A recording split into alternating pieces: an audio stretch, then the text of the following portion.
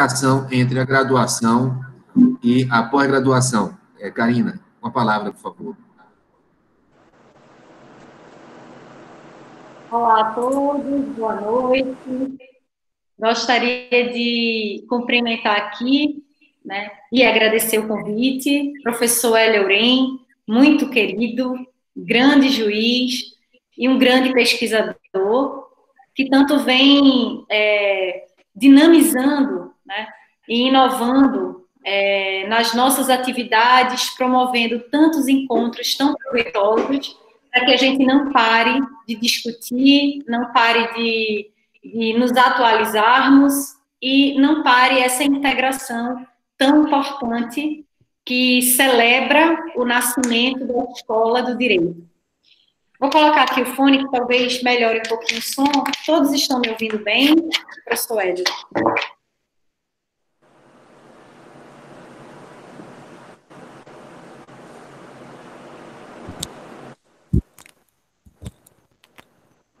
Bom, espero que tenha melhorado agora um pouquinho.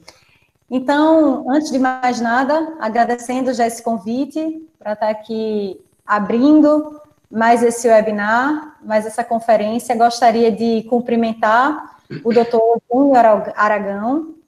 É um prazer e uma felicidade para nós tê-lo conosco num tema tão importante, tão relevante e absolutamente necessário, sobretudo nos dias atuais.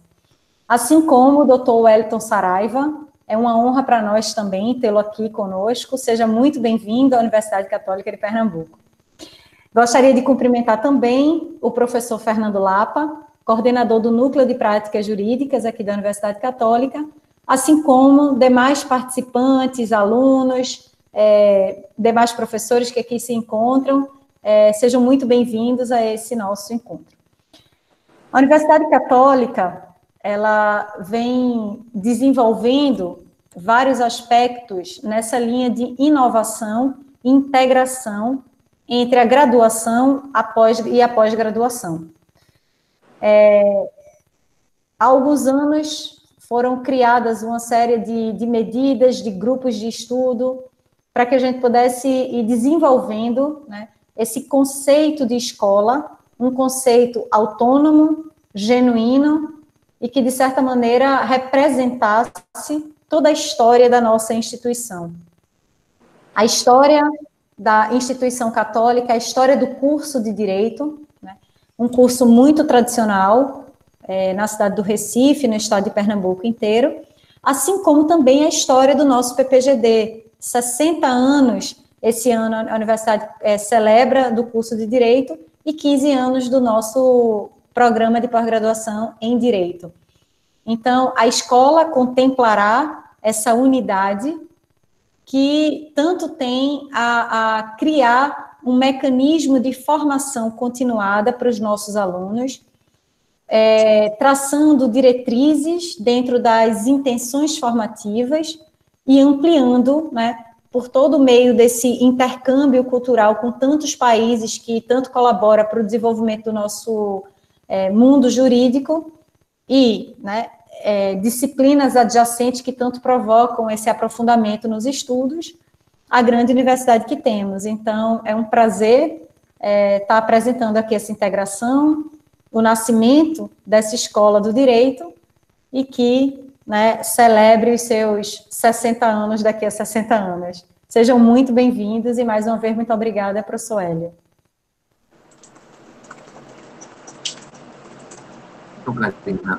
Agradecendo demais a tua participação aqui, né, falando sobre a integração que você desenvolvendo, né, conjuntamente com os professores, essa integração entre o curso de graduação e a pós-graduação.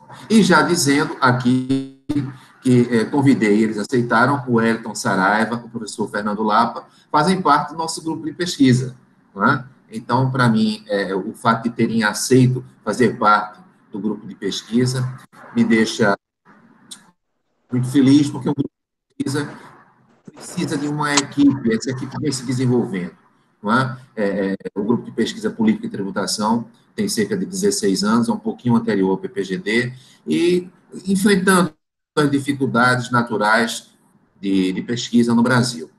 E é dentro desse clima positivo de congraçamento, e agradecendo a Karina, que, na verdade, eu vou hoje passar a palavra para o Wellington, porque nós estamos com uma oportunidade ímpar, não é? O Wellington tem mais de 25 anos de Ministério Público, portanto, um profundo conhecedor do Ministério Público, não é? Também foi, salvo engano, ele vai confirmar, no Ministério Público Estadual, não é? Trabalhando no STJ em assessoria, enfim, um profundo conhecedor do assunto, sobre o qual o doutor Eugênio Aragão nos brindou com a sua presença, não é? Nessa quinta-feira, em período de pandemia, não é? 2020. E, professor Hélio, sem querer lhe interromper, mas ainda em tempo, reforçar aqui e agradecer também, né, não deixar de mencionar o apoio do Gabinete Português de Leitura, né, que vem colaborando também com o nosso evento, a Escola Superior da Magistratura Federal da Quinta Região e o Memojus. Então, é uma menção importante que eu não gostaria de deixar passar em branco, mas não quero mais interromper para que a gente não consuma nosso tempo, né, e dedique todo aos brilhantes palestrantes que aqui estão. Lembrou muito bem, Karina. Na verdade, o Memojus, ele está surgindo agora e tem por objetivo a memória, a história da Justiça Federal no Brasil. Desde o decreto de 1891, com aquela interrupção que ocorreu no período Vargas, o retorno a partir do AI-2 até hoje. Então, o Memojus tem essa preocupação e esse convite foi feito, essa possibilidade de acesso ao Memojus foi feita a partir do desembargador Vladimir Passos de Freitas, que foi presidente do Tribunal Regional Federal da 4ª Região. Também o Gabinete Português de Leitura, nós estamos com ele aqui, de tal modo que a gente está chegando por gravação a vários estados do Brasil, mas também afora do Brasil. Então, explicar como funciona o Ministério Público do Brasil, não é? É um Ministério Público especial, porque na Constituição de 5 de outubro de 88 adquiriu prerrogativas que caracterizam de uma maneira especial o Ministério Público brasileiro. Então, ter a oportunidade de contar com duas pessoas do porte, do Wellington Cabral Saraiva e do doutor Eugênio Aragão, para falar sobre o Ministério Público, com anos e anos de carreira, conforme já foi dito, é uma oportunidade singular, não é? Uma instituição muito significativa e, enfim, eu creio que vai ser uma noite muito produtiva, não é? Falar sobre o Ministério Público. Com a palavra, o Wellington, vou desligar aqui o microfone para ficar escutando vocês esse bate-papo entre o Wellington e o doutor Eugênio Aragão. Muito obrigado, Wellington, por nos... Antes de desligar, Hélio. Claro. Pode só falar. Uma dúvida. Boa noite a todas e todos. Boa noite ao meu colega Eugênio Aragão, com quem trabalhei muitos anos no MPF. É um prazer rever você, Eugênio. E eu perguntaria o seguinte, Hélio, como é que você quer, qual é a dinâmica que você quer que nós façamos? Eu falo X minutos, depois Eugênio, ou... Eu pediria que fizéssemos como, digamos, estamos fazendo anteriormente. É um bate-papo mesmo, então a gente vai falar sobre a organização e o funcionamento do Ministério Público a partir de uma conversa entre vocês. Por exemplo, como é que o Ministério Público no Brasil ele se organiza? Não é? Então, essa parte didática mesmo, ao Ministério Público Estadual, ao Ministério Público da União, que é assim distribuído, e seria isso. Nós identificarmos a estrutura do Ministério Público e, a partir dessa estrutura, identificar a função. Dar a estrutura à função um pouco dentro daquela linha do Norberto Bobbio. A gente identificar a estrutura e saber a função relativa a essa estrutura. O mais ampla liberdade para vocês falarem aquilo que de mais importante a carreira de vocês identificando no Ministério Público. Tá bom, Wellington? Pode ser assim? Bom. Certo. Então, eu perguntaria... Eu perguntaria a você, Eugênio, se você quer começar ou eu começo? Pode começar, Wellington. Eu depois, tá depois eu entro. Tá bom. Mas aí você fica à vontade, então, se você quiser fazer qualquer interrupção, como o Hélio está propondo que a gente faça uma espécie de bate-bola, eu vou falando aí, e se você quiser fazer qualquer acréscimo, correção ou complemento, você fica à vontade. Beleza? Tranquilo. Tranquilo. Massa. Bom, como dizia Hélio, o Ministério Público Brasileiro tem uma característica, tem algumas características, na verdade, que o tornam singular no panorama internacional. Todos os países, pelo menos do mundo ocidental, têm alguma instituição, alguma estrutura estatal voltada a determinadas funções que aqui no Brasil o Ministério Público realiza, particularmente no caso da função criminal, que, digamos assim, é mais, na contemporaneidade, é aquela mais associada ao papel do Ministério Público. Mas mesmo na área criminal, essa função varia de país para país. Por exemplo, um país que é muito conhecido, que são os Estados Unidos da América, não tem um Ministério Público como um órgão destacado e autônomo como no Brasil. Lá, na esfera federal, para fazermos um paralelo com o Ministério Público Federal, do qual eu e Eugênio fazemos parte, lá essa função é exercida por profissionais, por servidores públicos que estão mais próximos do que aqui a gente conhece como advogados da União. Os chamados Federal Prosecutors são servidores do Departamento de Justiça, né, que é o Ministério da Justiça de lá, que são semelhantes a advogados da União. Não há, diferentemente, por exemplo, do que acontece nas esferas estaduais dos Estados Unidos, em que há os chamados District Attorneys, tem o nome de advogados distritais, digamos assim, mas que exercem um papel um pouco mais próximo do que o Ministério Público faz aqui na área criminal. Uma outra característica do Ministério Público brasileiro é que ele adquiriu, com a Constituição de 1988, um grau de autonomia inédito na história.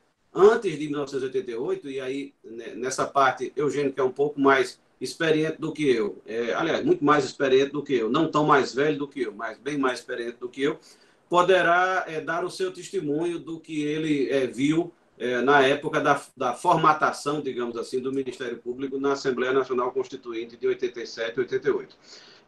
Antes disso, o Ministério Público não tinha essa autonomia. Houve tempo, por exemplo, no período pré-constitucional, ou seja, no período pré-1988, em que o Ministério Público Federal chegou a funcionar nas dependências físicas do Ministério da Justiça, ou de prédios da administração federal. Então, a partir de 88, o Ministério Público ganhou essa autonomia, a autonomia de iniciativa legislativa. Os procuradores gerais de justiça dos Ministérios Públicos estaduais passaram a poder enviar projetos de lei para o Poder Legislativo Estadual, e o Procurador-Geral da República pode fazer o mesmo na esfera federal, tem a iniciativa legislativa para o Congresso Nacional, da mesma forma que tem a autonomia para enviar a sua própria proposta orçamentária ao Poder Executivo. Então, na sistemática atual, o Procurador-Geral da República envia, no ano anterior, a proposta orçamentária consolidada do Ministério Público da União, e eu vou explicar um pouquinho sobre isso logo em seguida, e o Presidente da República reúne essa proposta com a proposta de lei orçamentária para o exercício seguinte, do próprio Poder Executivo e do Judiciário, e envia tudo para o Congresso Nacional, onde, então, o Poder Legislativo fará os exames e as discussões. Isso, dona de casa! Ele foi parte com sucesso no supermercado Olha o Porco!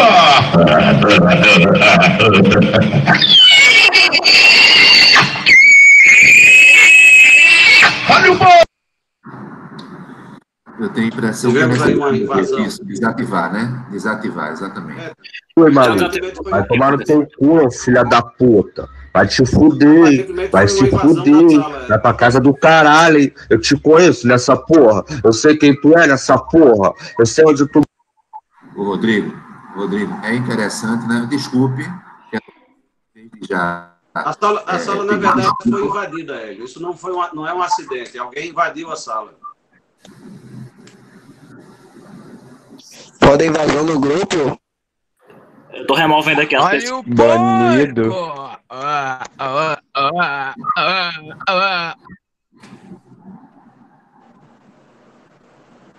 Eu sou removido. Tô removendo aqui as pessoas, viu? Como que consegue DM? Alguém me dá DM, Amado Batista. Isso é algum idiota que resolveu se divertir invadindo a transmissão. Idiota. Cala a boca. Nunca sou. Cala a boca, Amado Batista. Ô, Amado Batista. É uma pena porque nós estamos nos esforçando para fazer uma... tocando anônimos, hein? Séria, eu acho que todo mundo sabe disso. Aí todo mundo tá roubando os dados, é hacker. Sai a IP, tá roubando os IPs, aí todo mundo é hacker. Imbecis. Tá roubando... Ai, meu xereco! Ai, desce, filha da puta! Ai, vou gozar! Ai! É realmente uma coisa chata. Quero pedir desculpas a vocês. Isso não vem ocorrendo. Vocês não têm culpa de nada. Vocês não têm culpa de nada. São criminosos que resolveram perturbar a transmissão. Talvez a gente consiga continuar agora. Lamentável. Bom, eu vou tentar então. Eu vou continuar e vamos ver se a gente consegue prosseguir. Então, como eu dizia, com a Constituição de 88, o Ministério Público ganhou um grau de autonomia que nunca teve na história jurídica brasileira, na história constitucional brasileira. Então, eu mencionava o poder de iniciativa orçamentária que os procuradores gerais adquiriram, da mesma forma que adquiriram o poder de iniciativa legislativa para organizar a própria instituição. Da mesma maneira, o Ministério Público passou a ter autonomia de execução do próprio orçamento, passou a ter autonomia de gestão administrativa da instituição. Então, hoje são os procuradores gerais ou procuradoras gerais que realizam os concursos para provimento de cargos, que enviam ao Poder Legislativo projetos de lei para a definição do subsídio dos membros do Ministério Público e assim por diante. Então, essa autonomia que veio com a Constituição de 88 é inédita na história brasileira e chegou a provocar a reflexão de algumas pessoas sobre se o Ministério Público seria um quarto poder. Alguns anos atrás, talvez uma década atrás, havia uma discussão mais intensa, isso hoje esmaeceu um pouco, mas havia uma discussão sobre se o Ministério Público seria um quarto poder. Bom, a Constituição, do ponto de vista da definição do que são os poderes, a gente, fazendo um parênteses, nós poderíamos até fazer uma discussão que não dá tempo de fazer hoje, sobre se há, de fato, uma separação de poderes, ou se há, como preferem autores, a exemplo de Raul Machado Horta, apenas uma especialização de funções. A Constituição é muito clara ao dizer, no artigo 2º, que os poderes da República são o Legislativo, o Executivo e o Judiciário. Então, o Ministério Público não é definido pela Constituição como um poder. Porém, por outro lado, a Constituição, em vários tópicos, trata o Ministério Público com uma autonomia semelhante à de um poder, a exemplo dessas capacidades de iniciativa legislativa, de auto-organização administrativa, obviamente dependente da lei, que eu mencionei algum tempo atrás. E a Constituição deu mais um passo nessa direção, não de transformar o Ministério Público em um poder, mas de tratá-lo à semelhança de um poder, quando dispôs, com a emenda, salvo engano, com a emenda constitucional 45, aquela que criou o CNJ e o CNMP, quando estabeleceu de forma expressa que a disciplina constitucional, o chamado Estatuto da Magistratura Judicial, que é aquele tratamento constitucional dos membros do Poder Judiciário e do próprio Poder Judiciário, que está nos artigos 93 e seguintes, a Constituição passou a dispor que aquele tratamento se aplica no que couber ao Ministério Público. Então, estabeleceu um regime verdadeiramente paralelo entre o Judiciário e o Ministério Público. Então, volto a dizer, eu não entendo que o Ministério Público se tenha transformado num poder, porque a Constituição simplesmente não trata assim.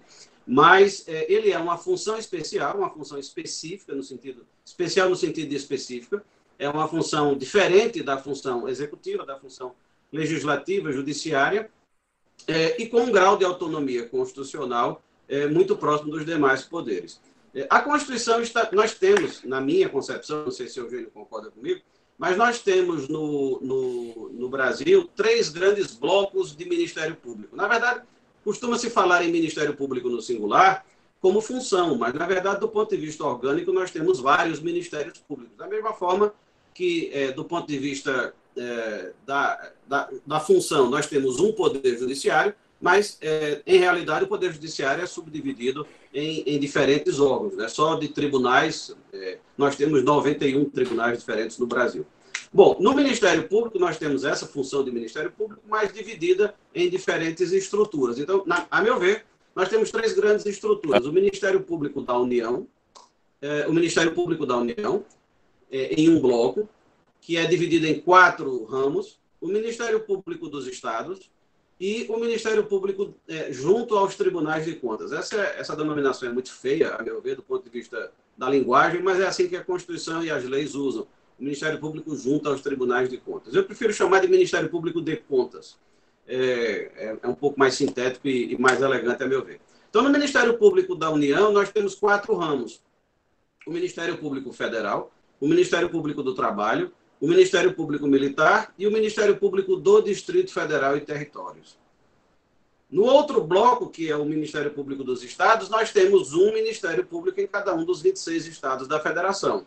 E, finalmente, temos os Ministérios Públicos de Contas, dos quais existe um no Tribunal de Contas e existem outros, um em cada Tribunal de Contas estadual e nos poucos tribunais de contas de municípios que ainda restam na estrutura dos tribunais de contas brasileiros. A grande diferença desses últimos, dos Ministérios Públicos de Contas, ou as duas grandes diferenças são, primeiro, a de que eles não têm autonomia orgânica, eles não são um órgão próprio à parte dos tribunais de contas, eles funcionam eles são tratados legalmente dentro da estrutura dos tribunais de contas. E, portanto, eles não têm plena autonomia administrativa, orçamentária, financeira, como os demais ministérios públicos. Isso não significa que eles sejam menos importantes, eles são extremamente importantes na sua área de atuação, que é representar a sociedade dentro, digamos assim, dos tribunais de contas. A outra característica é que eles só atuam administrativamente, nos processos administrativos dos próprios tribunais de contas. Eles não atuam na esfera judicial, diferentemente dos outros. Para encerrar essa minha primeira intervenção, e permitir que também Eugênio fale, porque, na verdade, ele é a estrela da transmissão, o Ministério Público da União tem esses 4 ramos, mas essa é uma criação um tanto artificial, digamos assim, porque nele, no Ministério Público da União, está o Ministério Público do Distrito Federal, cuja atuação não é federal, digamos assim. O Ministério Público do Distrito Federal, que foi o que eu integrei antes de entrar no Ministério Público Federal, em 95, eu estive lá no MPDFT, é o Ministério Público do Distrito Federal e Territórios. Eu estive lá de 92 a 95. A atuação dele é estritamente perante a Justiça do Distrito Federal e também na esfera extrajudicial, mas na via extrajudicial, mas sempre na esfera do Distrito Federal. Ele não atua, de regra, na Justiça Federal nem em algum outro órgão judiciário da União. Então, ele está no Ministério Público da União por motivos pragmáticos de caráter estritamente orçamentário e financeiro, porque como o Distrito Federal se considera que o Distrito Federal não tem receita suficiente para manter todos os seus órgãos, ainda hoje, pela Constituição, se vocês forem pesquisar, vocês verão que o Judiciário do Distrito Federal, o Ministério Público do Distrito Federal e a Polícia do Distrito Federal são mantidos ainda hoje pela União. Isso está previsto expressamente na Constituição. Então, o MP do DF está dentro do Ministério Público da União, embora, a rigor, só seja mantido pelas verbas da União, mas a sua atuação finalística não diz respeito à atuação da União, digamos assim. Bom, isso é uma primeira visão muito geral sobre os MPs do Brasil, e aí eu passo a palavra para você, Eugênio, e depois eu volto com outras considerações. Ok, Wellington. O que acontece? Em 1988, 87, 88, quando nós tivemos a Constituinte, houve vamos dizer, um impulso muito reativo em relação à ordem anterior, né? Os constituintes, de certa forma, que vinham daquela experiência autoritária do regime militar, queriam evitar a todo custo a sua repetição. Então, a ideia era desconcentrar poderes, né? O que se fez foi criar um Estado, de certa forma, multipolar, em que os outros poderes, judiciário e legislativo, saíram muito fortalecidos e o executivo enfraquecido no sentido de ser colocado no mesmo nível que o judiciário e o legislativo. O Ministério Público aparece aí como um alter ego do judiciário. Sabia-se que o judiciário tinha, vamos dizer, uma cultura bastante conservadora, no sentido de ser muito avesso a mudanças, né, estruturais, funcionais e na sua própria cultura. Devo lembrar a vocês que na mudança da monarquia, portanto, do Império para a República, né, o Supremo Tribunal de Justiça do Império virou Supremo Tribunal Federal, né, e não mudou nada. Os nobres que compunham a Corte Suprema da Monarquia passaram a ser, no dia seguinte, os primeiros republicanos, né? Então, se nem a mudança da monarquia para a república mudou muita coisa no judiciário, né, uma mudança dessa, vamos dizer, que tinha sido controlada numa transição, como diziam os militares, uma transição lenta e gradual para a democracia, ali mesmo que o judiciário não seria reinventado. Então, o Ministério Público, que é uma instituição, vamos dizer, acanhada antes da Constituição de 88, passou a ser muito prestigiada. Mas por que esse prestígio? Em primeiro lugar, porque já desde 1985, com a edição da Lei da Ação Civil Pública, esse Ministério Público ele passou a exercer, no âmbito dos interesses difusos e dos direitos coletivos, uma função de intermediação entre a sociedade e o Estado, né? Isso lhe deu algum prestígio junto à sociedade civil nesse momento de democratização, né? Ou seja, passou a ser um porta-voz do Estado para essa sociedade civil, sabendo falar na sua linguagem. E isso lhe deu muito prestígio. Tivemos também atuação naquela época, pelo menos da parte do Ministério Público Federal, da Associação Nacional dos Procuradores da República, que tinha uma grande respeitabilidade no Congresso Nacional. Isso em vamos dizer, em todas as bancadas, independentemente de coloração política, as bancadas do PMDB, do PSDB, do PT, todos eles tinham um grande apreço pelo Ministério Público, por esse papel do Ministério Público. Então, o Ministério Público foi, de certa forma, concebido ali na Constituição de 88 como um alter ego do Judiciário para, de alguma forma, sacudir o Judiciário, torná-lo mais proativo em relação às demandas sociais. Esse foi, basicamente, o objetivo dessa reestruturação. E, realmente, pode-se dizer, de todas as carreiras de Estado, o Ministério Público, sem dúvida nenhuma, foi o grande ganhador dessa Constituição de 88. Recebeu um capítulo para si que é altamente lisonjeiro, no sentido de dizer que é a instituição que defende os direitos fundamentais e a ordem democrática, né? Agora, uma instituição que não foi muito bem compreendida na doutrina por esse novo papel. É uma instituição tradicional, como disse o Wellington, que originalmente se dedicava à persecução penal e, ao mesmo tempo, também a falar pelo interesse público em algumas ações de Estado, em algumas ações mandamentais, né? Mas não tinha, vamos dizer, nenhum ativismo nessa época. Então, isso vem primeiro com a Lei da Ação Civil Pública, né? E depois com a Constituição de 1988, que, vamos dizer, entrega ao Ministério Público uma gama de prerrogativas que até então só tinha só se tinha no âmbito da magistratura. A vitaliciedade, inamovibilidade, né, irredutibilidade de vencimentos, né, praticamente as mesmas garantias de que gozam os magistrados. Claro, numa gramática levemente diferente. Por que diferente? Eu sempre insisto nessa tecla. Por quê? Porque a Constituição, no artigo 127, ela diz o quê? O Ministério Público se rege pelos princípios institucionais da unidade, da indivisibilidade e da independência funcional, né? É uma linguagem ligeiramente diferente daquela que vale para a magistratura, em que a independência do magistrado, pressuposto da sua imparcialidade, é uma prerrogativa pessoal, né? É uma prerrogativa do exercício da função. Enquanto no Ministério Público se diz que é um princípio institucional. Qual é a diferença? A diferença é pela forma de atuação de cada um.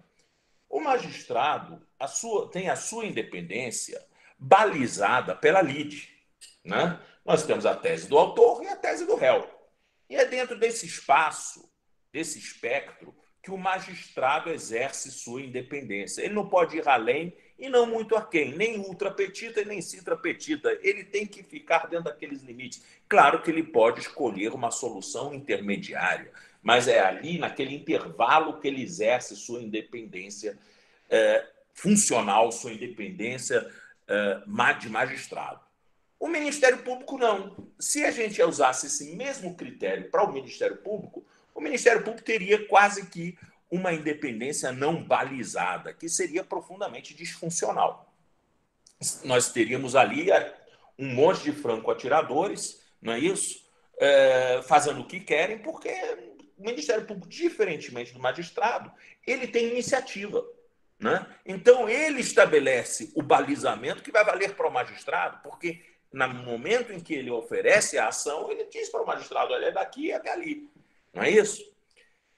Então, precisa ser uma independência diferente. Essa independência, ainda que muitos colegas não queiram ouvir isso, mas essa independência, ela se articula com os dois outros princípios, o da unidade e da indivisibilidade, né? Então, ele precisa ser articulado com esses dois, porque exatamente essa unidade e indivisibilidade é que mitigam essa independência que seria, vamos dizer, disfuncional.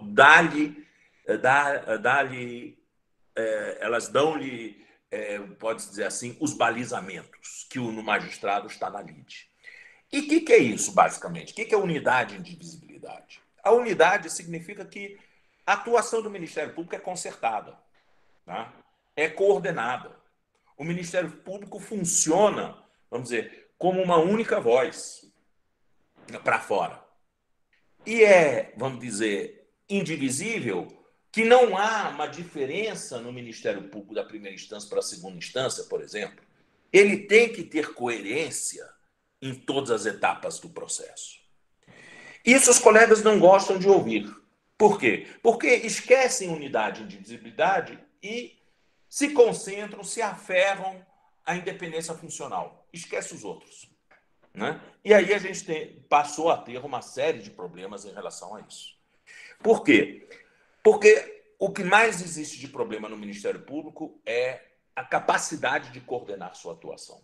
Precisamente por conta dessa cultura quase que anárquica, né, da absoluta independência funcional.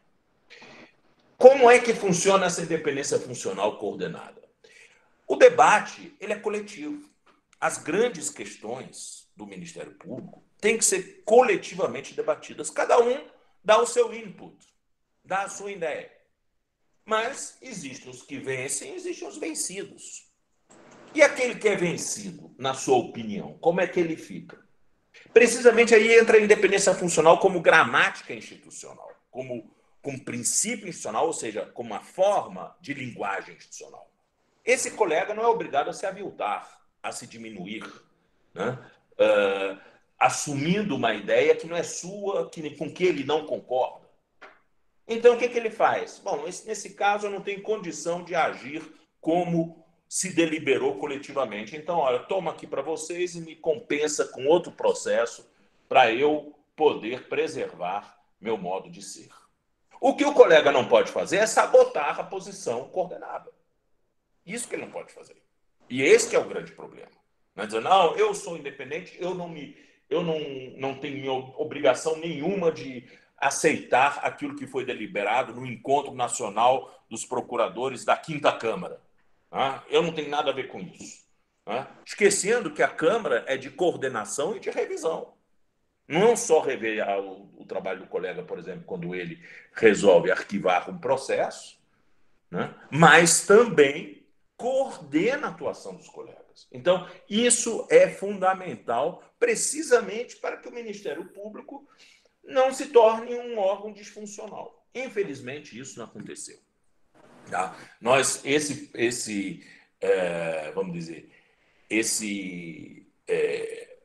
vamos dizer, quadro que foi idealizado para o Ministério Público, ele não conseguiu ser plenamente concretizado ao longo dos anos. E aí nós temos várias causas. Uma delas, eu entendo que para você realmente agir dessa forma, saber onde é que para a sua independência, onde é que você tem que ceder para trabalhar coletivamente, exige de você um elevado grau de maturidade, capacidade de trabalhar em equipe. Isso exige experiência, maturidade. E nós tivemos, vamos dizer, durante alguns anos, pode-se dizer, aí desde a época do Brindeiro para cá, uma prática de concursos públicos feitos a rodo. O primeiro grande concurso público que teve mais de 100 aprovados foi na época do Brindeiro. Mas depois isso aqui veio a se repetir. Tivemos anos em que o Ministério Público Federal teve 2 concursos públicos. Isso é problemático. Isso é altamente problemático. Porque você vai colocando uma turma nova dentro do Ministério Público sem ter tempo para formá-la. É muito diferente do que era a nossa época. Por exemplo, antes de mim, o meu concurso, eu tomei posse em 87. O concurso anterior ao meu foram 3 anos antes, foi 84. E eram turmas pequenas, que, portanto, tinham, vamos dizer, um tempo de adquirir raízes e se, vamos dizer, assentarem dentro da cultura institucional. Agora não, agora as turmas entram a rodo e isso tem muito a ver com a interiorização da Justiça Federal. A interiorização da Justiça Federal demandou uma mão de obra muito grande do Ministério Público. E para poder dar conta dessas novas varas criadas no interior, foram feitos muitos concursos. Mas também por conta da pressão interna. Por quê? Como é o candidato ideal a entrar no Ministério Público? Vamos dizer, o modelo dele. A grande maioria são pessoas de classe média, muito bem instruídas, tá? Foram nas melhores escolas, as melhores faculdades. Por quê? Porque é um concurso muito difícil. São extremamente jovens, a grande maioria. Por quê? Porque eles estão com a matéria da faculdade fresca na cabeça. É difícil um profissional com mais experiência, mais idoso, entrar na carreira, porque ele não compete com as pessoas, com os meninos que estão com toda essa matéria na cabeça. Estudam com muito mais facilidade. E muitos deles têm o Ministério Público Federal de fato como primeiro cargo na carreira. Apesar de se exigir 3 anos de prática jurídica, nós sabemos que esses 3 anos de prática jurídica, muitas vezes isso não funciona, porque por mais que você tenha o seu nome dentro de um processo, com sua OABzinha lá dentro, o sujeito muitas vezes não atuou naquele processo. Ele estava muito mais concentrado em se preparar, fazer cursinho, porque muitas vezes estuda 2, 3 anos para passar no concurso do Ministério Público. Então, é um investimento muito grande. Esse investimento ele quer ser compensado. A pessoa, quando passa no concurso público, acha que ganhou o passaporte da felicidade. E esse passaporte da felicidade daria a ele o direito de demandar. Ele olha já sabendo assim, bom, eu plantei durante 3 anos, o que eu vou colher agora? Já olha de um lado para o outro. Não gosta de ir para os rincões afastados do país, que são normalmente a primeira lotação. Está lá em Presidente Médici, em Tabatinga. Não é para isso que ele fez concurso público, né? Então, vem a pressão da base, via Associação Nacional dos Procuradores da República, para o Procurador-Geral da República fazer outro concurso o mais rápido possível para poder ter concurso de remoção e esse pessoal sair de onde eles estão. Isso tem um problema muito sério, porque em lugares como Tabatinga, mesmo até Manaus, tá, você não tem continuidade do trabalho. Os colegas vão embora numa rapidez enorme. Então, deixa tudo pela metade. Então, são lugares que são muito mal assistidos pelo Ministério Público, porque não há continuidade de trabalho, né? Esse pessoal quer ir para a capital e se frustram com qualquer cabelinho de denegação de suas pretensões, né? São extremamente demandantes e isso fez com que nossa carreira passasse a ser uma carreira, vamos dizer, muito voltada nos seus interesses, às prerrogativas, ganhos pessoais, né, prestígio. Isso centrou muito a atuação de colega. E isso levou também a muitos colegas confundirem as coisas e se acharem uns verdadeiras estrelas e começaram a dar entrevista e aparecer e tudo mais, fragmentando o Ministério Público naquilo que deveria ser sua unidade e sua indivisibilidade. Porque quando você passa a ter heróis individuais, você passa a ter dificuldade de agir concertadamente, né? Isso não é a regra para todo mundo. Tá? Nós temos muitos colegas, mas muitos colegas, com os pés no chão, né? Com muita vontade de dar sua contribuição para a melhoria das condições das brasileiras e dos brasileiros, através da sua atuação. Mas, vamos dizer, como uma tendência geral, isso explica alguma coisa, como se deteriorou aquele quadro idealizado pelo Constituinte, que demandaria vamos dizer, muito equilíbrio por parte do Procurador da República e aquilo que veio a acontecer ao longo desses anos. Isso tem conserto? Claro que tem conserto. O principal problema que eu vejo no Ministério Público hoje é o modelo de recrutamento. É o tipo de concurso público que nós fazemos. Eu fui da banca do Ministério Público, concurso do Ministério Público, mais de 5 anos. E a gente sabe que ali o que se avalia, mal e porcamente, é o domínio do candidato em relação à matéria cobrada no edital. Ponto. O candidato ele vai lá, se adestra para dar respostas àquilo que é cobrado no edital, né? E quando você vai para a prova oral, então ali você tem poucos minutos para verificar se ele realmente tem esse domínio. Mas você não sabe nada a respeito daquele candidato. Ele é uma folha não escrita, é um papel em branco. Você não sabe de nada dele. Então, esse concurso não avalia realmente, vamos dizer, aspectos que seriam fundamentais, que é capacidade de trabalhar em equipe, que é serenidade, que é maturidade do candidato. Isso não é avaliado. Nós precisaríamos de um concurso que se fizesse num espaço de tempo, num processo, como, por exemplo, o modelo português da Escola da Magistratura, né? A gente faz a prova para entrar na Escola da Magistratura e lá dentro ele é formado durante 1, 2 anos, normalmente são 2 anos, ao final dos quais, se ele passar no curso, ele é admitido para a magistratura para o estágio probatório, né? E sendo que o estágio probatório não precisa ter 2 anos, que nem aqui no Brasil, né? O estágio probatório ele pode durar até 7 anos, porque você tem colega que mostra logo a que veio. E você pode vitaliciá-lo antes.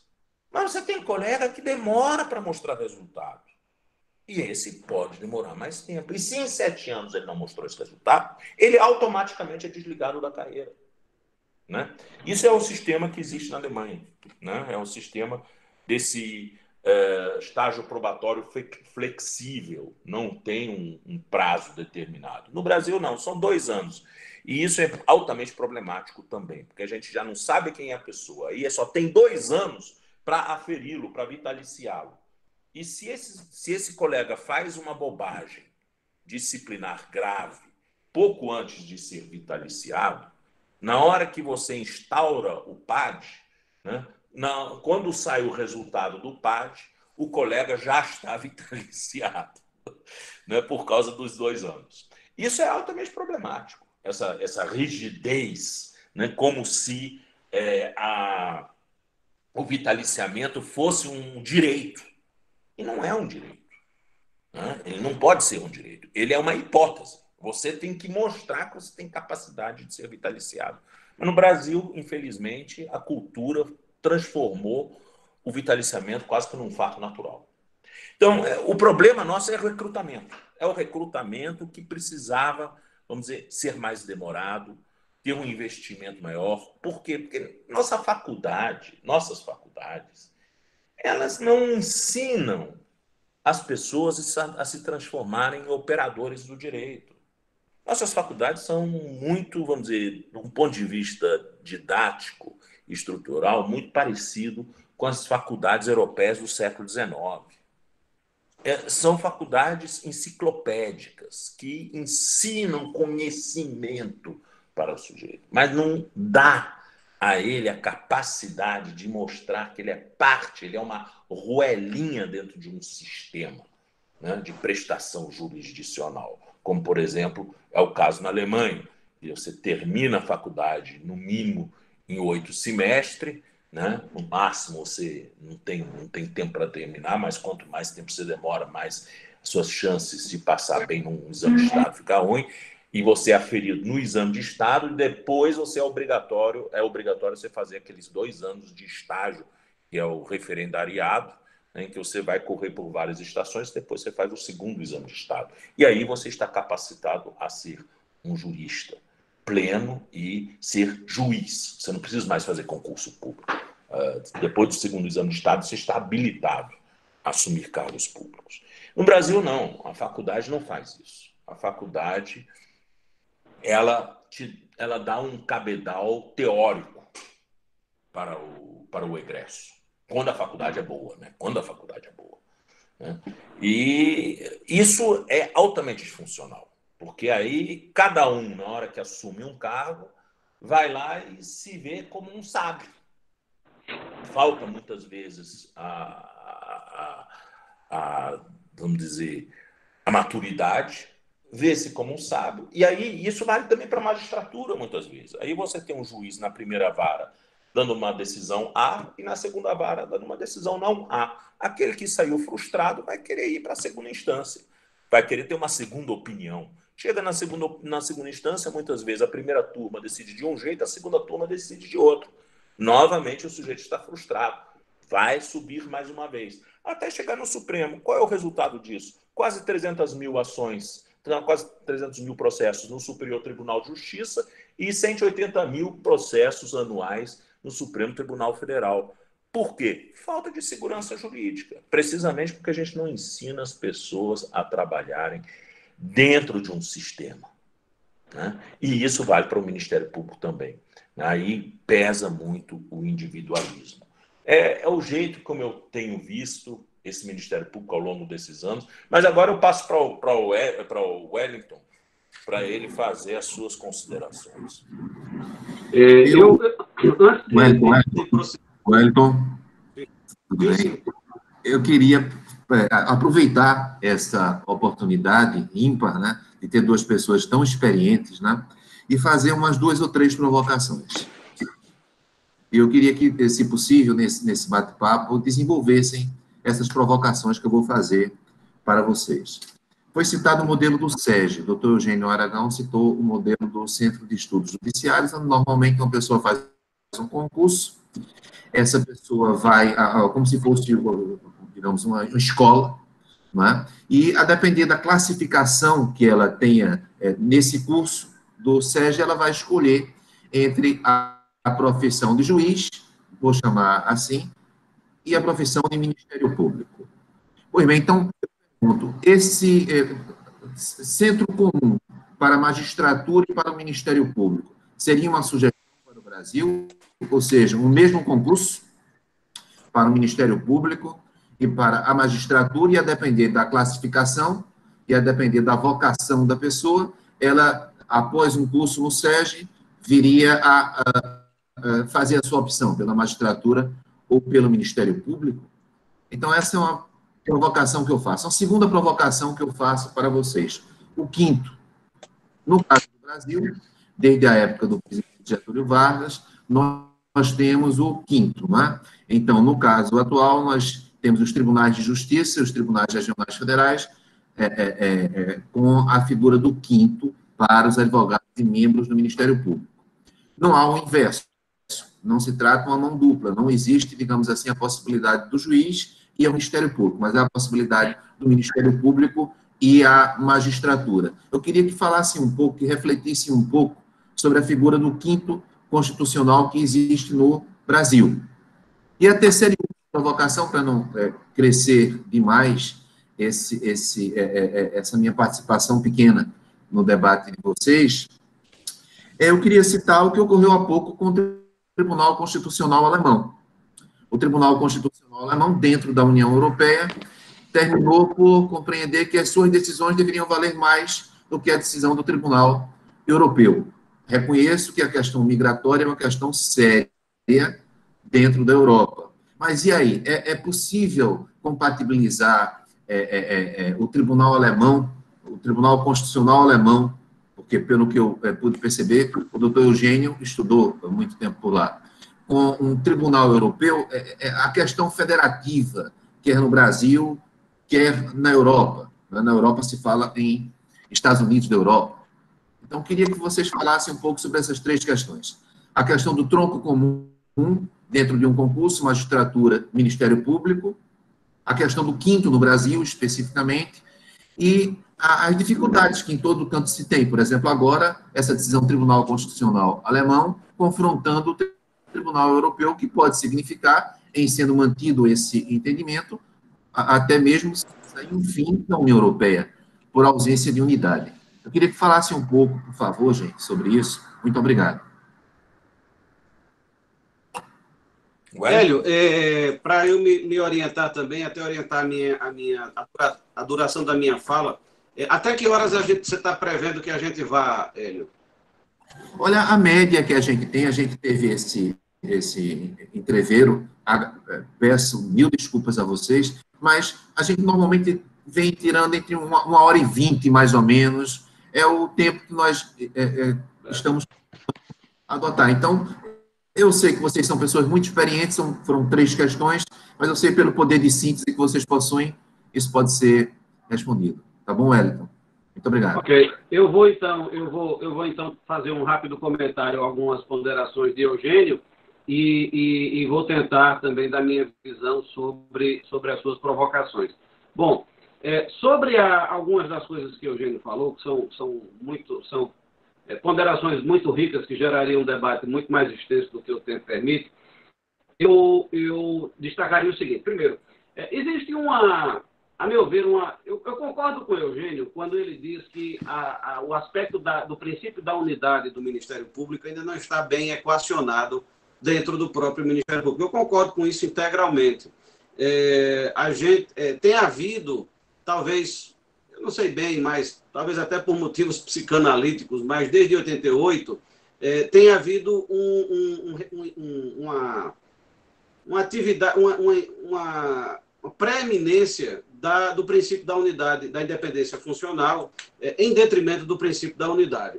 A legislação do Ministério Público, a Lei Complementar 75 de 93, que é a Lei Orgânica do Ministério Público da União, e a Lei Federal 8.625, também de 93, que é a Lei Orgânica Nacional dos Ministérios Públicos Estaduais, essas leis tentaram compatibilizar os dois princípios, criando alguns mecanismos de solução interna de conflitos e alguns mecanismos de definição de áreas prioritárias de atuação. No caso do Ministério Público da União, o modelo que a lei complementar adotou é o modelo das câmaras de coordenação e revisão.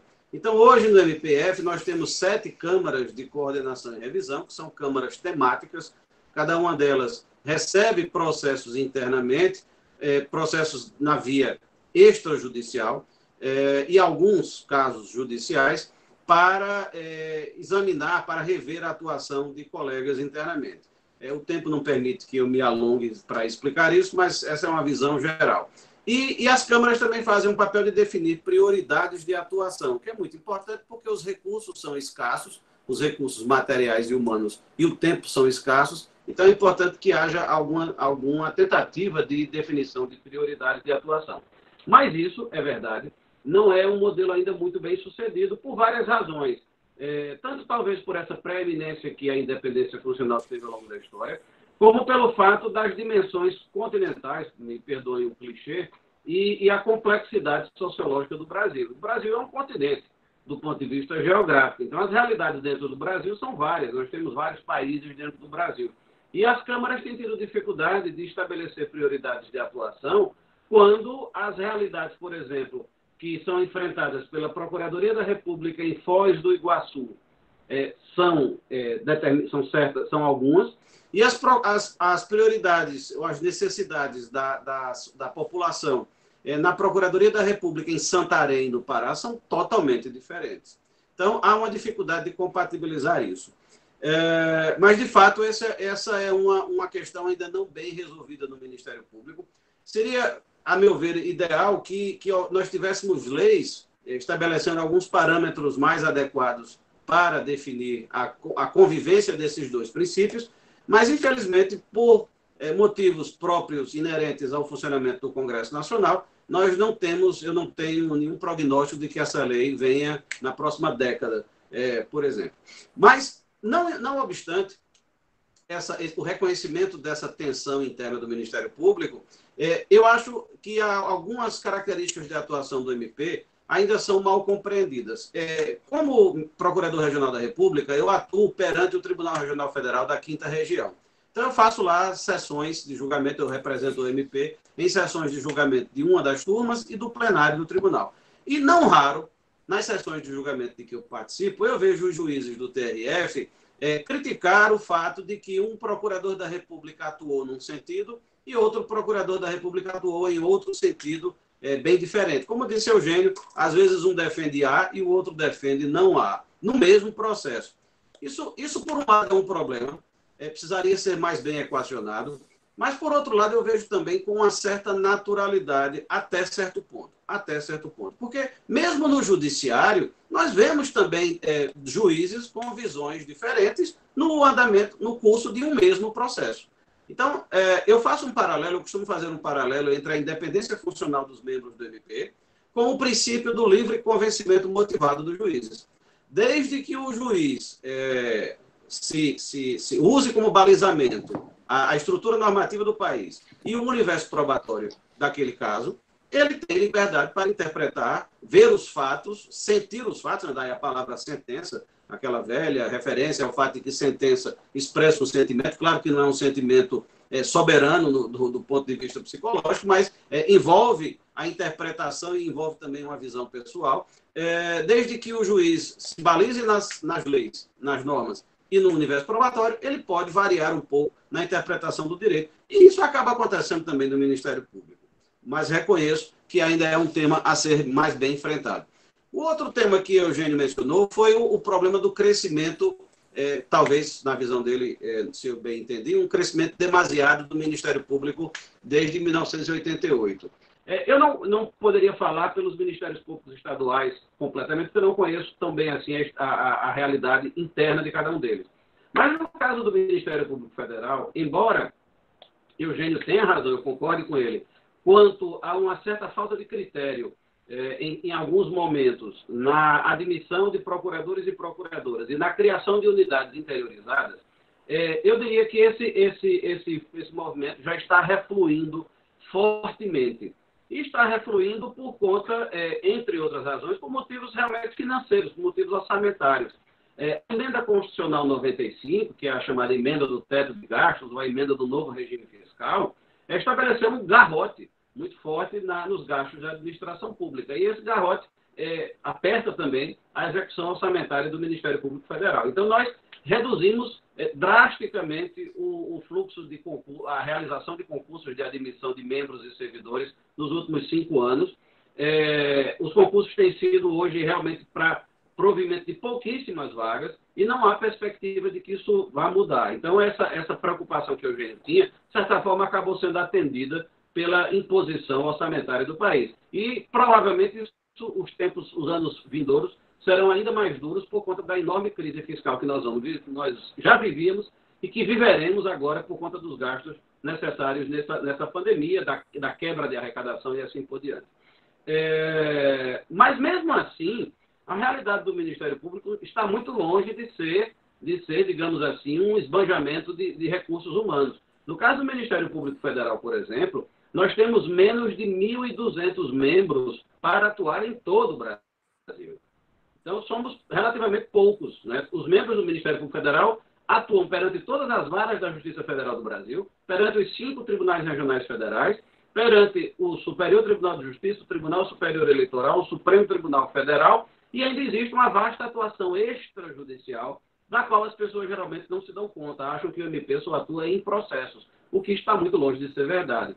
Então, nós somos apenas 1.200. E mesmo do ponto de vista remuneratório, embora nós tenhamos uma boa remuneração, eu não digo que não, sobretudo se comparada com a realidade socioeconômica do país, ela também já deixou de ser há muito tempo um parâmetro de excelência no universo remuneratório do Serviço Público Federal. Então, nós temos várias carreiras do Serviço Público na área jurídica, por exemplo, que ganham muito mais que nós. Procuradores, advogados da União, por exemplo, os membros da AGU, que são advogados da União, procuradores da Fazenda Nacional e procuradores federais, hoje ganham muito mais que nós, porque eles ganham honorários que são partilhados pelos processos em que atuam. O Supremo Tribunal Federal recentemente definiu que esses honorários, esse pagamento, é devido, é constitucional, no que eu considero um profundo equívoco, com todo respeito. Mas o fato é que hoje os advogados da União ganham muito mais que nós. Os juízes federais ganham bem mais do que nós por conta de uma gratificação que praticamente todos os juízes federais recebem e que nós não recebemos, uma gratificação de acúmulo de processos de outras varas. Então, embora nós ganhemos bem, reconheço, volto a dizer, nós hoje somos, talvez, os procuradores da República, entre as carreiras jurídicas federais, talvez seja uma das que menos recebem em termos de subsídio. Com relação às provocações de Hélio, eu vou tentar falar aqui muito rapidamente para devolver a palavra a Eugênio. Eu acho que seria muito interessante que nós tivéssemos uma formação comum de magistratura judicial e o que alguns chamam de magistratura do Ministério Público.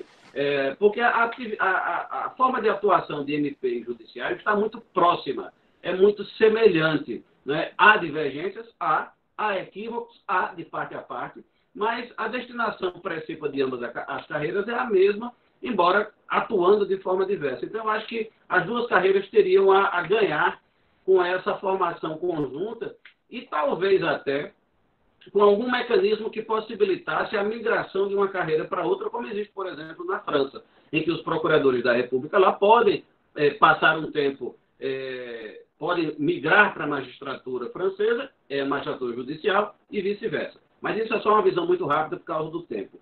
Sobre o 5º Constitucional, eu sou pessoalmente contrário a ele. Embora eu tenha acabado de dizer que seria salutar uma possibilidade de migração recíproca entre Judiciário e Ministério Público, no modelo atual, eu sou contra o 5º Constitucional, porque ele gera distorções. O que é que acontece hoje? Advogados e membros do MP, quando conseguem entrar nas vagas do 5º Constitucional, eles passam a ser considerados juízes para todos os efeitos. E eles podem vir a concorrer nas vagas de juiz, por exemplo, do Superior Tribunal de Justiça, que não tem propriamente 5º, ele tem terços, né? Um terço do STJ é da carreira de juízes federais, de juízes de TRF, para ser mais exato, um terço é da carreira de desembargador, e outro terço é dividido entre advogados e Ministério Público. Mas o que é que acontece? Se um advogado entrar no Tribunal de Justiça de Pernambuco pelo 5º, ele vira desembargador e ele passa a poder concorrer para o STJ na vaga de desembargador. Isso acaba gerando distorções, tanto que hoje no STJ existe uma representatividade desproporcional de advogados que chegaram lá quando originariamente eram, na verdade, que entraram lá por causa do quinto. Então, no modelo atual, eu sou desfavorável, eu acho que o quinto gera distorções. E, em relação à sua última pergunta, ela geraria, sobre o Tribunal Constitucional Alemão, ela geraria uma noite inteira de debates. É muito difícil tentar responder em alguns poucos minutos, e eu já vou encerrar para devolver a palavra a Eugênio. Essa é uma tensão mal resolvida. No Brasil, por exemplo, nós não temos nenhuma tradição de observância das decisões do sistema internacional de direitos humanos, como, por exemplo, o Tribunal a Corte de São José da Costa Rica. Nós não temos essa tradição. O Supremo Tribunal Federal repetidamente diz que as suas decisões prevalecem sobre as decisões do sistema interamericano de direitos humanos, e eu penso que nós deveríamos evoluir nesse ponto também para permitir decisões de organismos internacionais que ingressassem no ordenamento jurídico brasileiro com maior grau de eficácia, o que hoje nós não temos. Eu acho que a cultura jurídica brasileira também teria a ganhar com esse diálogo mais sereno e menos arrogante que eu acho que o Brasil tem diante dos organismos internacionais. Isso é talvez quase um anátema falar hoje, porque nós estamos vivendo um momento em que o próprio ministro de Estado das Relações Exteriores sistematicamente critica os organismos internacionais, porque vê neles uma ameaça globalista de marxismo cultural, né? Eu não tenho a mesma visão, obviamente, e acho que nós só temos a ganhar com uma maior integração internacional sem abrir mão da nossa independência, da nossa soberania. Era isso que eu tinha a dizer no tempo que é possível falar. Eugênio, está com você a bola, meu querido. Olha, eu pessoalmente vejo o modelo português como um modelo interessante, no sentido de que a formação do magistrado, do Ministério Público, como eles chamam lá, e do magistrado judicial é comum. Mas, uma vez que optou por uma carreira, não pode ir para a outra. Tá? É diferente, por exemplo, da Itália. Na Itália permite esse intercâmbio entre carreiras. Em Portugal, na Espanha, não. E você vai até um certo ponto. No momento que você optou, você fica lá. E eu acho que também isso é importante. Por quê? Porque, vamos dizer, o trabalho do membro do Ministério Público, o trabalho do juiz, tem suas particularidades. Eu acho que não é bom a pessoa, vamos dizer, se dispersar. Eu acho que aí o foco tem que ser, você escolhe ou um ou outro. Tá? Agora, formação conjunta eu acho uma coisa muito boa. Tá? Até porque você, vamos dizer, cria uma amálgama cultural entre os dois. Eu não acho uma coisa ruim, não. Mas desde que, claro, uma vez optado pela carreira, você não tenha condição de reverter essa sua escolha.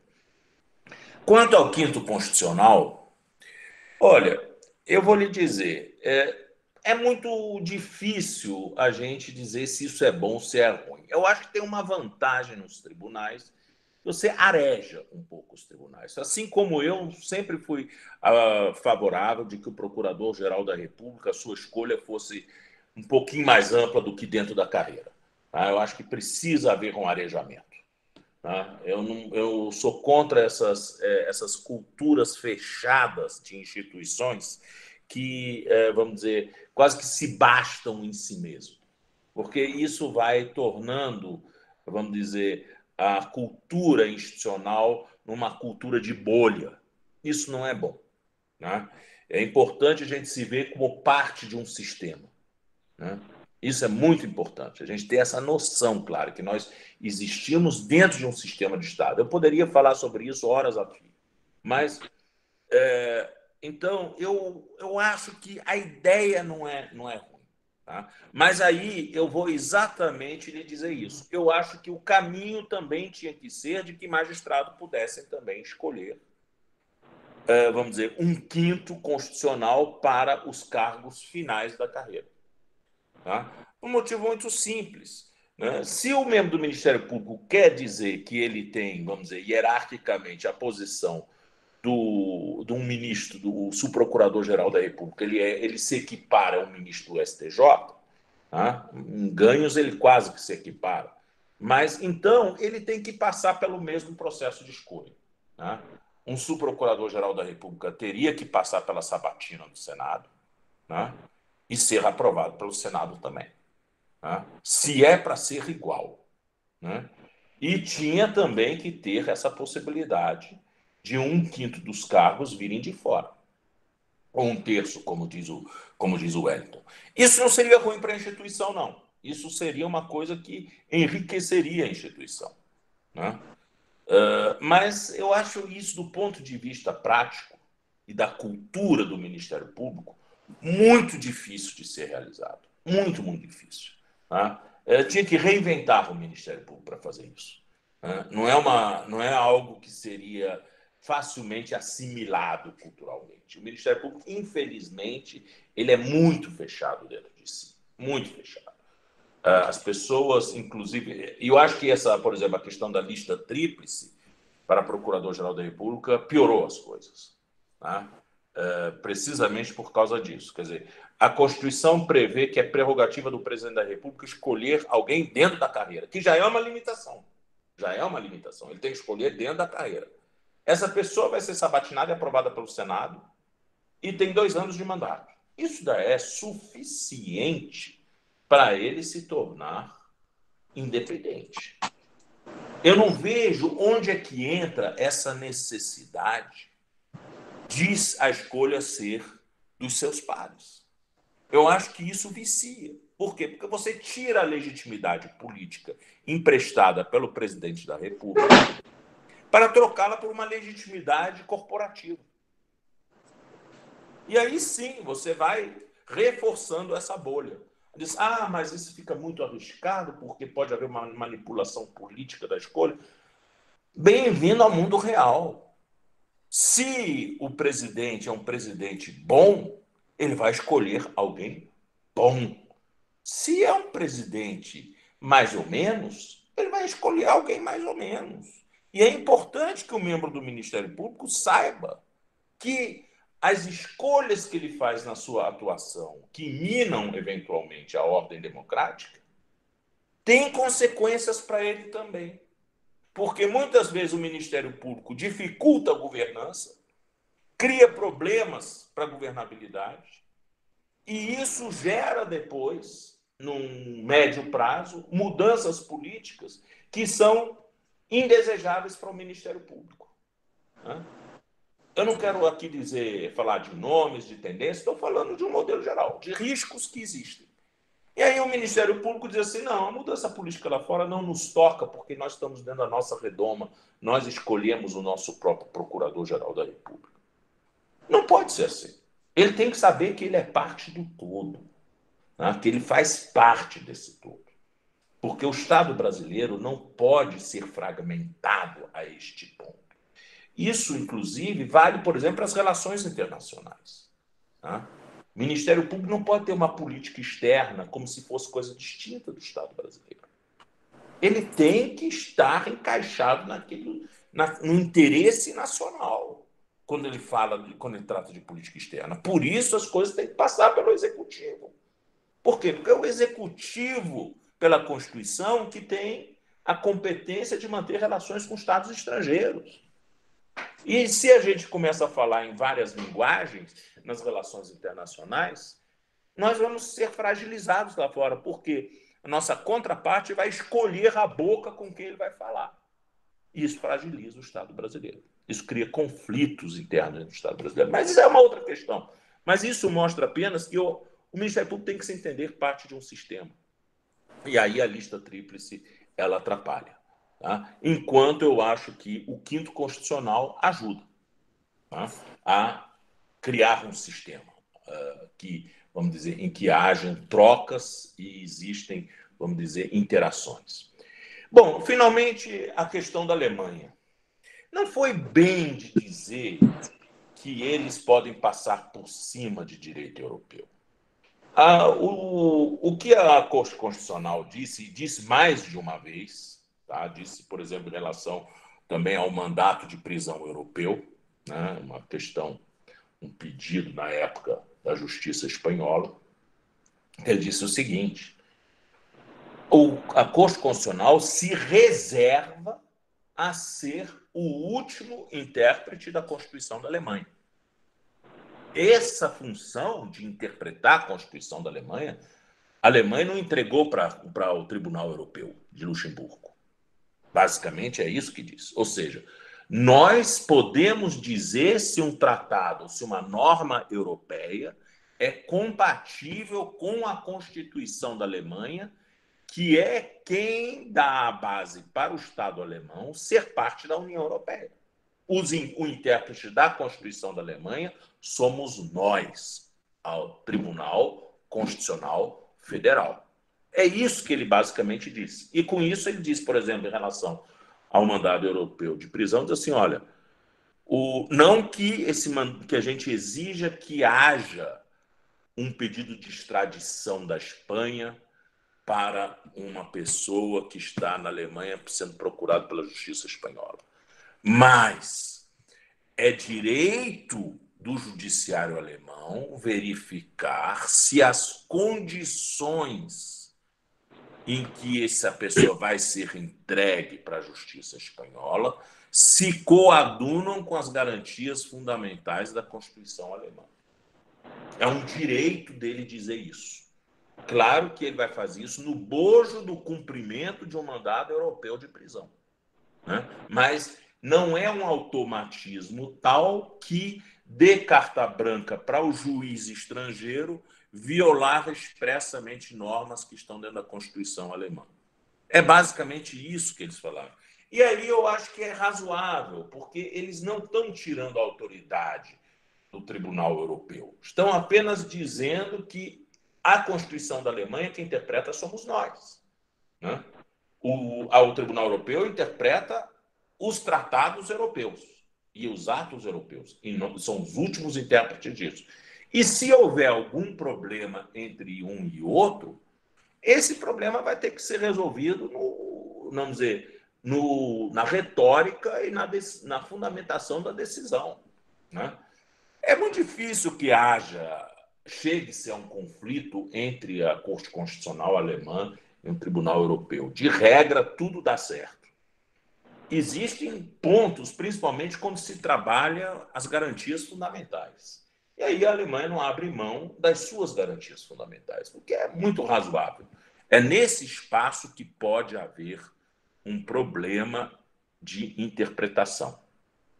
Mas isso isso não tem minado a cooperação europeia, não tem minado a União Europeia, como sistema. Isso é muito pontual, né? É como eu tenho visto. Agora, o Brasil tem um problema sério, porque a nossa Constituição, em momento nenhum, ela diz claramente qual é a validade de um tratado internacional dentro do direito interno brasileiro, né? Qual é o valor do direito internacional. Na Alemanha está muito claro. Na Alemanha está dito claramente. Direito internacional ele está acima do direito nacional. Ele diz isso com todas as letras, né? Mas não diz isso em relação às garantias fundamentais, que são, vamos dizer, o ponto básico, a dignidade da pessoa humana, é o fundamento da Constituição do Estado alemão, tá? Então, ali as coisas podem ficar. Mas, no mais, a Alemanha cede ao direito internacional, claramente, né? Direito internacional está acima do direito nacional. Isso, a Constituição americana também diz isso, né? The law of nations is the law of the land, né? Isso está dito com todas as letras. Ou seja, o direito internacional é o direito do país. Não pode. Então, você exige dos tribunais que eles façam o quê? Que eles façam uma interpretação conforme ao direito internacional, né? Você se esforce para compatibilizar o seu direito doméstico na interpretação ao direito internacional. Não é simplesmente você não ver o direito internacional como um antípoda do direito doméstico, mas ver como uma continuidade, que é um trabalho interpretativo, você integrar o direito internacional no direito doméstico.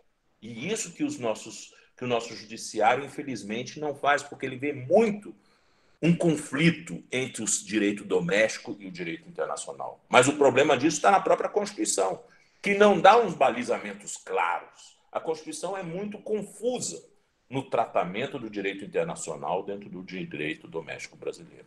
É isso. Eu quero agradecer ao Wellington, agradecer ao doutor Eugênio Aragão. Eu acho que foi e está sendo um evento muito produtivo para que nós compreendamos melhor o Ministério Público no Brasil. Não é? Acho que poucas vezes nós tivemos a oportunidade na universidade, em Direito Constitucional, em Teoria Geral, ou mesmo nos mestrados e doutorados com disciplinas mais específicas, e termos um debate como este. Então, eu quero agradecer profundamente a vocês dois por terem aceito o convite e, claro, agradecer às pessoas que estão nos acompanhando até agora. E fazer um convite para todos vocês, para o doutor Eugênio, para o Wellington e para cada um de vocês. Na próxima semana, nós teremos aqui, nessa habitual quintas-feiras à noite, não é? Nós teremos aqui professores catedráticos de Portugal, da Espanha, da França e do Reino Unido, exatamente para discutir essa necessidade de integração, nós conhecermos cada vez mais melhor como funciona nos Estados Unidos, como funciona o direito na Europa, não ficarmos fechados em nós mesmos. Acho importante a integração. Exatamente isso, e os professores também, doutor Eugênio, Wellington, nos permitiram estar aqui. Nesse ciclo, acho que pela segunda vez, pela terceira vez, nós vamos ter essa oportunidade. E fazer, através desse novo meio, que obviamente eu tenho algumas dificuldades em relação ao meio web, mas estou tentando superar, mas tem esse lado positivo, nós estarmos integrados, não apenas nacionalmente, né, como também internacionalmente. Eu acho que isso vai ajudar bastante nos nossos estudos. Então, eu quero agradecer a cada um de vocês e, claro, passar a palavra para o meu amigo, na verdade, que é responsável, em grande medida, por esse ciclo de palestras, não é? Uma pessoa extremamente ativa, um advogado extremamente ativo, não é? Que eu só tenho a agradecer e passar a palavra para fazer o nosso encerramento. Muito obrigado a todos vocês. Com a palavra do doutor Fernando Lapa. Muito obrigado. Boa noite a todas e a todos. Eu queria inicialmente cumprimentar o doutor Hélio Aurem por suas palavras carinhosas e fruto muito da sua generosidade, professor. Sou muito honrado em fazer parte do seu grupo de estudo e do nosso grupo de pesquisa. Quero, neste momento, também cumprimentar os ilustres palestrantes, o doutor Eugênio Aragão, o doutor Wellington Saraiva, por ter nos brindado, não é, com essa brilhante exposição, muito didática, não é, e que nos permitiu conhecer a organização, estrutura e funcionamento do Ministério Público Brasileiro. Nós somos muito gratos por essa lição extraordinária, didática, que vocês nos brindaram na noite de hoje. Finalmente, eu quero agradecer a presença de todos e de todas e já convido-os para a próxima quinta-feira estarmos aqui juntos novamente, nesse encontro que está se tornando tradicional no meio jurídico pernambucano, para participarmos e escutarmos internacionalmente a palavra de grandes juristas e operadores do direito internacional, como bem frisou o professor Hélio Aurem. Eu quero, nesse momento, pedir licença também para cumprimentar um companheiro de longa jornada, um ex-aluno da Universidade Católica, um companheiro do Conselho da Ordem dos Advogados. Lá no Conselho nós nos juntamos, porque somos da velha guarda. Eu queria fazer um cumprimento muito especial, estou vendo aqui na tela, ao meu estimado amigo Carlos Eduardo Vasconcelos, operador do direito, responsável e muito atuante na área da mediação. Carlinhos, seja muito bem-vindo a esse plenário, a esse encontro. Espero que você possa nos brindar com sua presença nos próximos. A todos e a todas, foi um prazer enorme, reiterando os agradecimentos aos ilustres palestrantes. Muito obrigado e faça da nossa casa, da nossa universidade, um pouco da de vocês também. Será muito prazeroso tê-los sempre que necessário, queiram estar presentes entre nós. Muito obrigado a todos. Professor Hélio, muito obrigado pela deferência. Uma boa noite. Boa noite a todos e todas. Boa noite. Boa noite, gente. Muito obrigado. Um abraço. Um abraço. Um abraço, Hélio. Abraço, Wellington. Obrigado.